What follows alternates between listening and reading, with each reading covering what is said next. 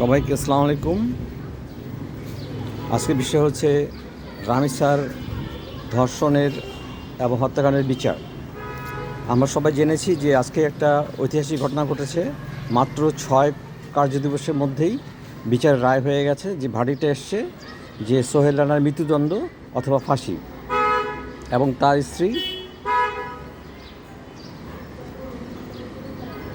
তার স্ত্রীরও ফাঁসি হয়েছে।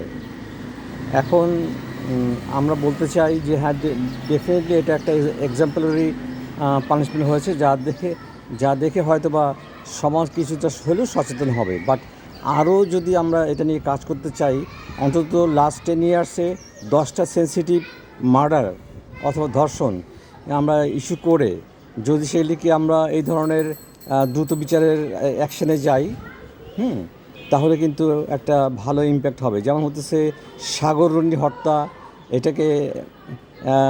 এটাকে স্পিড আপ করতে হবে। তারপর তনু হত্যা, এটাকে স্পিড আপ করতে হবে। এরকম যতগুলি মানে সেন্সেশনাল যেগুলি হত্যাকাণ্ড রয়েছে সেগুলি নিয়ে যদি আমরা অন্তত 10টা বিচার করে দিতে পারি, তাহলে দেখবেন যে একটা পুরো দেশেই একটা চেঞ্জ আসবে। তখন মানুষ চিন্তা করবে যে না, আমরা অপরাধ করে পার পেতে পারবো না। হ্যাঁ, যেখানে মানে তনু হত্যার সঙ্গে সেনাবাহিনীর কিছু অফিসার জড়িত অথবা সৈনিক জড়িত, তারাও যদি ফেঁসে যায়, তাহলে কিন্তু এই রায়টা একটা বিশাল উদাহরণ হয়ে থাকবে।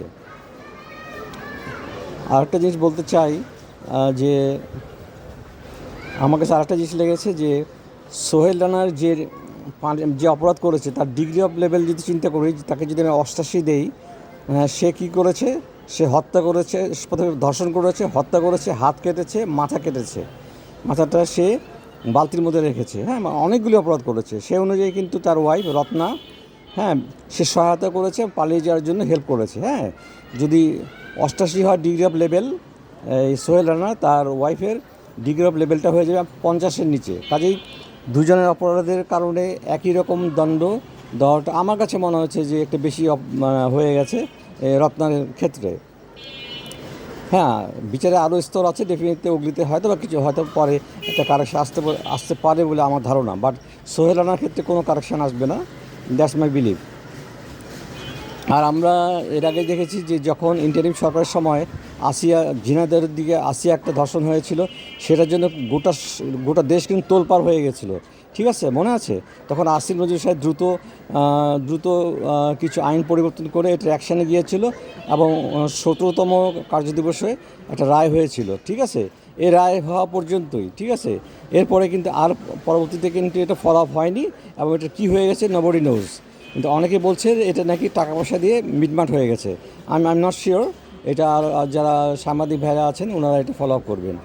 তবে আমি যেটা বলতেছি যে লাস্ট 10 ইয়ার্সে অন্তত 10টা সেন্সিটিভ ধর্ষণ এবং মার্ডার কেসের গুলি নিয়ে সরকার যদি কাজ করে, ডেফিনেটলি এটা সরকার মানে সোসাইটিতে একটা ইম্প্যাক্ট হবে।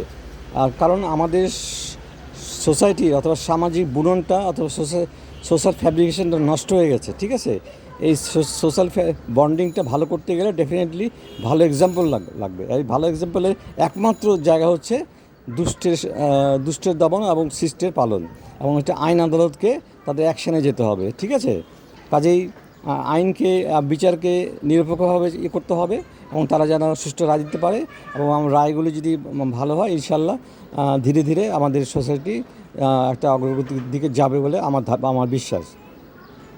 ধন্যবাদ সবাইকে।